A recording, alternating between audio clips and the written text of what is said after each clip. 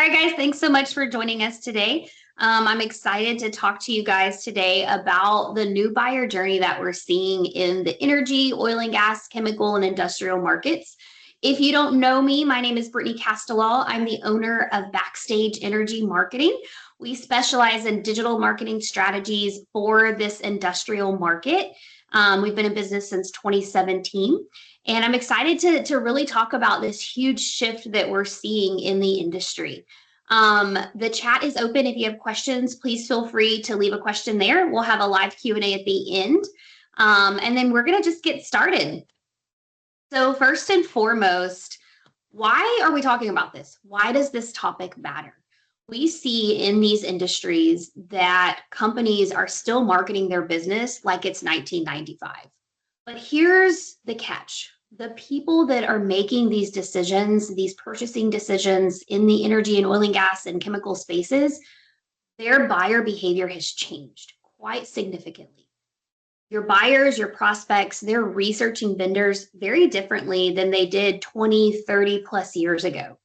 And really understanding that can have a lot of benefits for your company, right? So first and foremost, you can generate leads online now, right? Before, you've really just focused on word of mouth referrals and maybe like networking and pressing the flesh. Whereas now, by utilizing the knowledge of, hey, our buyer behavior has shifted, let's make sure we're in front of them, you can generate leads online. You can also shorten sales cycles, which is really important in an industry where sales sometimes takes months to years to close a deal. And then last but certainly not least is positioning competitively online. And we're going to talk a little bit more about all of these throughout the webinar. What did we see in the 1980s, 1990s with the traditional buyer? In the past, most businesses' decisions started with a relationship. Now, relationships still matter, but the process of that relationship has changed drastically. So in the past, 1990s, 20, 30 years ago, word of mouth referrals were the end all be all. You had personal relationships, industry reputation, maybe some trade shows and networking events, maybe even, hey, I'm in, the oil and gas industry and I already work with a partner. I'm going to ask them if they know any companies that can help me with this problem. Right? So it's all about your close network of people that help you make these decisions to research and find different companies that can help solve your problem. The information was really limited, right? You had to know somebody in order to get in contact with that company in order to depend and get that information from their sales team. It really was all about who you know. So in the past, discovery and finding new companies was limited to that small network, that small spider web that you had built. It was different peer referrals, existing relationships, maybe even some media publications like magazines and newspaper, right? That was a huge channel back in the day. If someone hadn't heard of your company, you often weren't considered, and it was that simple. And historically, your sales team controlled the buying process. They were the center source of truth for your company. And that has significantly changed in 2026. If somebody was looking to solve a problem and they realized or found out through their referral network that, hey, this company can help, the first thing they did was call. Hey, can you give me some information? What kind of experience do you have? What kind of technical capabilities do you have? What are the specs on these products? What services can you help when it comes to this project I have coming up? Those people were often the holders of all of that information back 20, 30 years ago. And here's what's changed, right? Over the last 20 years, we've seen massive shifts occur. Number one, the internet. The rise of the internet and it playing a role in B2B relationships and research is the number one factor that has driven buyer behavior shifts in this industry. We see online searches, not only Google, but also ChatGPT and other AI agents that your buyers, your prospects are utilizing to research different solutions and services that will meet their needs. Information access. We live in a world where everything is at our fingertips. If we want to research something, we pick up our phone, we go to our computer, we grab our tablet, and we Google it. And that is the way that we live as individuals. And that behavior does not change just because it's a B2B decision. We also see the growth of social media, specifically LinkedIn, right? We talked about that network that you had 20, 30 years ago and how it was small based on who you could talk to and see at different events. Now the network has grown substantially because of LinkedIn. You can chat with people across the US or even internationally in order to find out more information about industry, about services, about a company they're considering, and all of that information. The main thing that this has caused is, hey, our sales team, our business development team is no longer the center source of truth. Our prospects, they're going elsewhere to find out that information to see if they want to talk to sales. And that is very important to understand as a business in these industries because there's opportunity for your brand to get ahead. We're also seeing a huge generational shift in your buyers. What do I mean by this? I mean that the engineering managers, the operations managers, plant managers, procurement managers, they are 9 times out of 10 millennials. And they are making the decisions whether to work with you or not to work with you. And they grew up with Google, right? They were alive before the internet and they very much grew up with it. So it is a huge component of their life and it impacts how they behave when making a purchasing decision. They're looking online. They want to research your company online. And if they can't find you, they're not going to even call you. They don't have a phone book, right? Like it's got to be online. You have to be found online in order to be in the race. They want to compare your business to other businesses, right? Put yourself in your prospect's shoes and say, okay, I have this problem. I'm going to go to Google and I'm going to type it in. They're going to get search results and they're going to open 3 tabs. The first 3 people, boom, boom, boom, they're opening them. In 2 to 5 seconds, they are looking at that website saying, is this legitimate? Do I trust this company? Can it help solve this problem I'm trying to solve? Great, let me fill out the form. And they go to the next tab because we know you got to get more than one quote. They do the same thing with the next one and the same thing with the next one. If you are not present in that phase, you're out of the race. And that is the huge shift that we continue seeing with our prospects and how they are making decisions online in this industry. It all comes down to research. It's not just, hey, it's a relationship at the beginning. Your decision makers at these companies, they want to take a quick moment to research before they say, I'm going to give an hour of my time to your sales team. And that is a huge shift. And if they can't research and you have not provided information online and established technical credibility, they're never going to get to your sales team, right? They want to independently research. And at the same time, before they ever talk to your company, they've already got an opinion about your company based on what they see online. Are you credible? Are you active, right? They're going to go to your LinkedIn profile and your company page. And let's say you haven't made a post in 3 years. You know what they're thinking? Is this company still around? Do they have even projects in their pipeline? Did they fire somebody that was handling this several years ago? Did they sell their company? Did the owner pass away? Like there's all of these doubts that immediately come when they're researching your company online. And you want to make sure that you eliminate that with trusted and authoritative content to better position your company. When it comes to the data tells us that 70% of the B2B buyer journey happens before sales. That is a lot of your sales process that you cannot control with a business development manager. Okay, so in order to control that, you have to provide the information that your buyers and your prospects are looking for. They want to look at technical credibility. They want to look at technical brochures.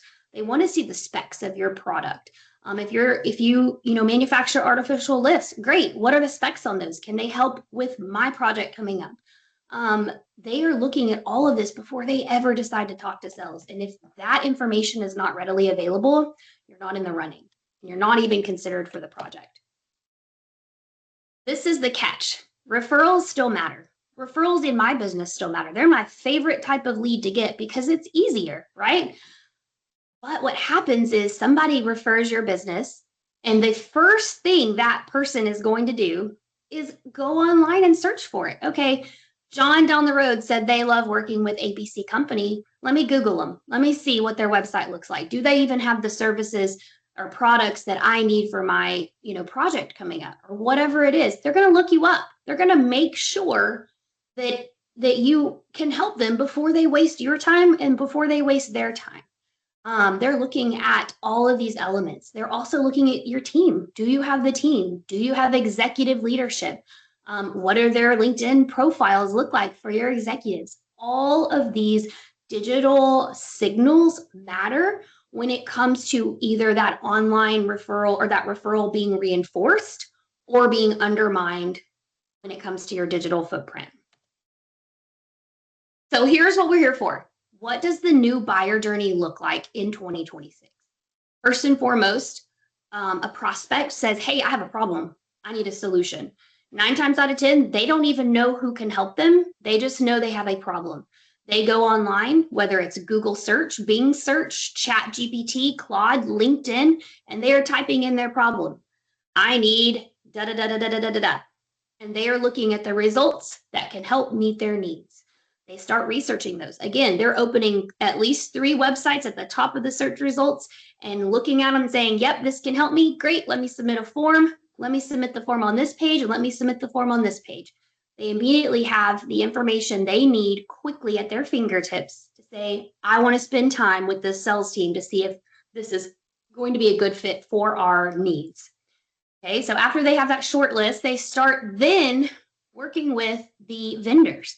Okay, now you're in the sales pipeline. What does this look like?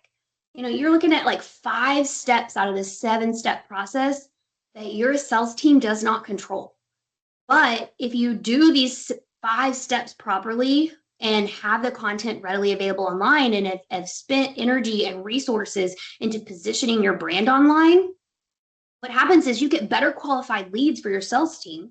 You get shorter sales cycle, which heavily impacts your revenue and your bottom line because your sales cycles are incredibly long in these industries. And that is what helps drive everything together and say, okay, look, we have these new behaviors that we're seeing. Let's make sure that we're marketing our business to get and attract that target audience to our company. Here's what we're seeing. Much of the buying process happens before you ever talk to your prospect. And that is heavy, right? It's like you can't control that unless you've put the work in online to create an authoritative, trusted business that is represented online.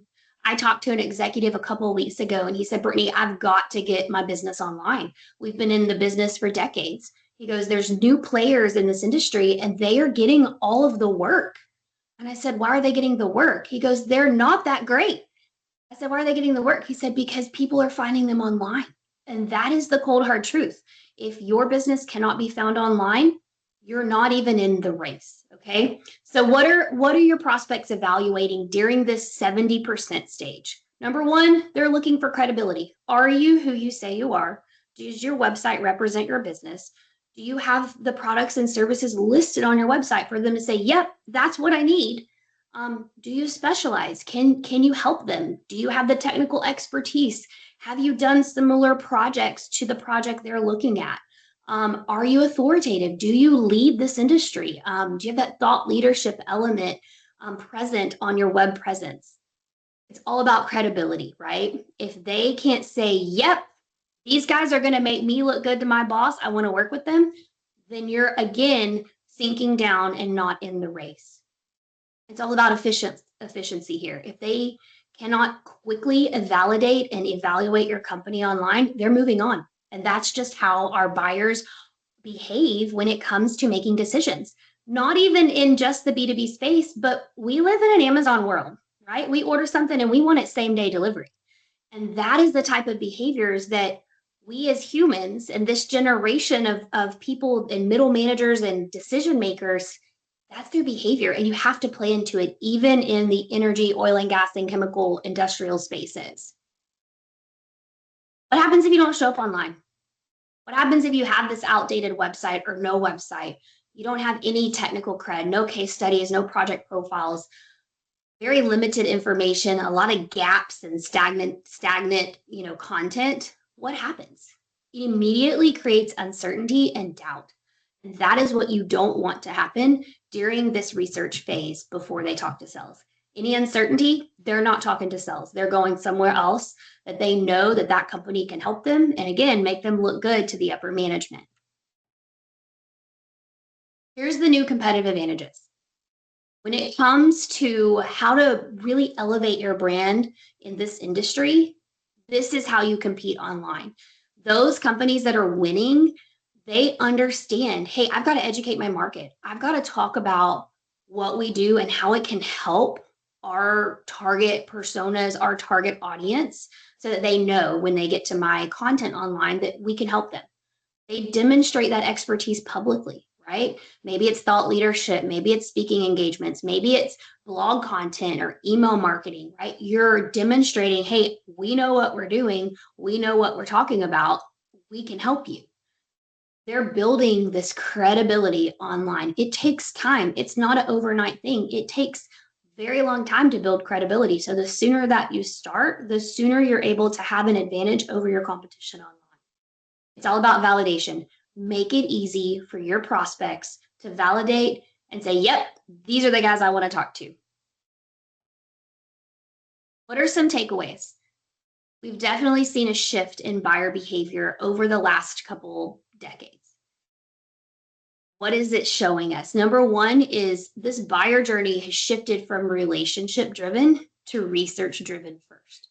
Relationships definitely still matter. However, trust is built before that first conversation. And when you understand that component and you start building your marketing and communication channels around this behavior, you're going to see wins and you're going to see traction for your business online. What this means for your business. Here's a few things if you're wanting to compete online.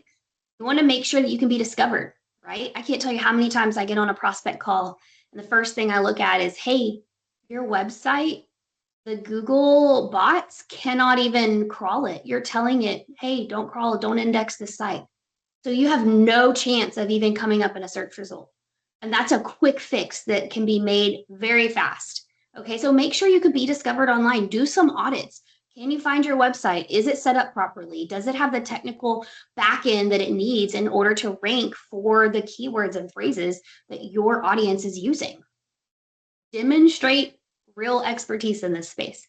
Make sure you're showing off what you're doing. Show those projects, show the case studies, build some technical credibility in this industry.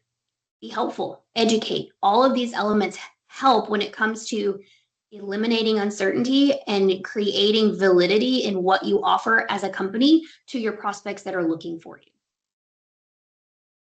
It's important that your marketing should always support how your buyers and your prospects already make decisions. If your company is stuck in 1995 and that's how the marketing is handled and you're relying heavily on sales, you're missing a huge slice of the pie because you're not even coming up in that 70% journey that's happening online. Here's some final thoughts to wrap it all up. The companies that are winning in the next 10 years, they are understanding that we have a modern buyer, right? We have a buyer that grew up with Google. We have prospects that understand the internet. We have prospects that are in the very fast-paced world and they want to make a decision and they want to make it quick before they spend time on sales teams with those calls and all the time that they're going to put into that. They adapt, right? They're looking at marketing and digital marketing saying, okay, we've been spending, 6 figures annually on some of these marketing initiatives. Why don't we take 25% of that and put it into digital and let's see? Because I can promise you, you're going to see results at a lot lower cost per acquisition online versus using that, the trade show and all of the elements that come with that. It's a lot of resources that you spend on that channel. And then last but not least, they're building trust online before that conversation begins. There is a huge opportunity here. And what do I mean by that? In this industry, a lot of companies are behind and they're quickly catching up because they're seeing these new companies come to market that are online and taking their business away because they're online, right? I just had a call a couple of weeks ago with that issue right then and there. So there's an opportunity to jump on and say, I'm going to invest in this. I'm going to make sure that I'm positioning my brand in front of my prospects in a way that they are looking for my business. So that is all we have today. Let me see if we had any questions come in on the chat. Happy to answer those.